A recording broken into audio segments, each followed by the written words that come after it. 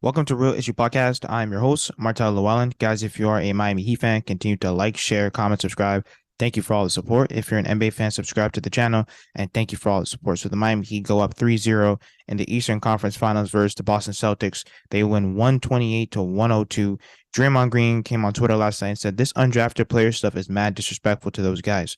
Them boys making a living just like everybody else. I will say, the national media, they have to do better. And I understand they don't watch the Miami Heat during the regular season.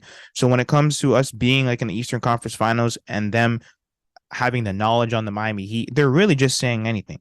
You know, like the fact that they're still pronouncing Max Struess's name wrong 2 years in a row now, I think that's really disrespectful. To just throw them in the corner and say, yeah, well, they're undrafted guys. I think that's very disrespectful. Learn their names.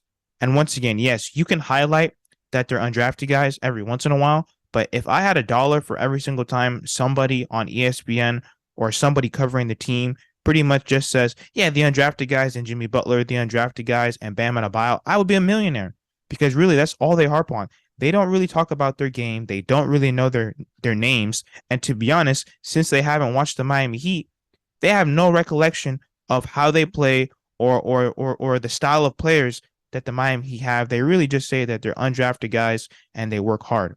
Now, in terms of a bunch of people coming to me saying, oh, well, look at the undrafted guys now. Nobody predicted that this Miami Heat team would do this. Okay. The Miami Heat were the eighth seed. They barely made it into the playoffs. The quote unquote undrafted guys, they didn't play their best basketball during the regular season. Did they turn it around? Yes. Are they balling? Yes. Do they still deserve credit? Absolutely. But don't come in my comments saying that, oh, yeah, well, look at the undrafted guys now. I still think that the Miami Heat have to reshape their roster. In my opinion, it's not a good thing to build a 15-man roster mostly out of undrafted players, in my opinion. I don't think that's smart in any way, shape, or form. And I still think that we need upgrades going into next regular season. Once again, are they doing a phenomenal job? Yes. Do they deserve all the respect? Yes. Eric Spoelstra's right.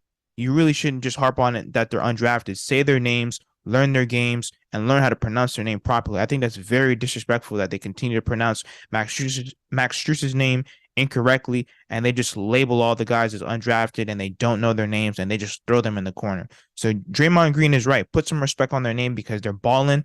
They all have playoff experience. Most of them have Eastern Conference Finals experience, and now we're on our way to the finals. Put some respect on their name and learn their names. Let me know what you guys think in the comments. Like, share, comment, subscribe as we continue to push to 2,000 subscribers.